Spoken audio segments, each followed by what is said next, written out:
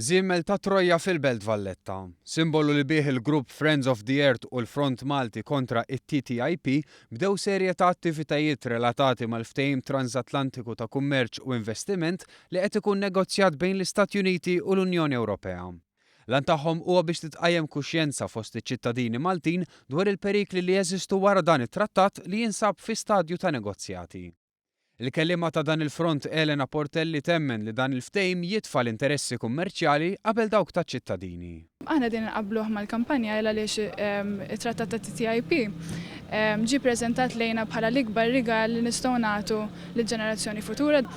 Sfortunatament meta tara r-realtà hija li dan ħajbiddel kompletament il-ħajja tal-Ewropew. Elena Portelli saħqet li jekk dan it-trattat ikun fis-seħħ ser tkun jibsa ferma n-negozji żgħar sabiex jipproduċu.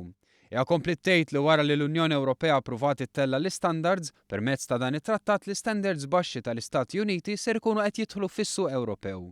Dwar dan ftit tal-ġimgħatilu l-membru parlamentari Ewropew Marlene Mizzi sostniet li dan il-ftehim huwa pożittiv kemm il-darba dan jissalvagwardja l-valuri u l-istandards Ewropej. It-TTIP tinsab fl-istadju ta' negozjati u la darba dawn ikunu konklużi, il-gvernijiet tal-Istati membri u l-membri parlamentari Ewropej jiddeċiedu jekk jaċċettawx dan il-ftehim.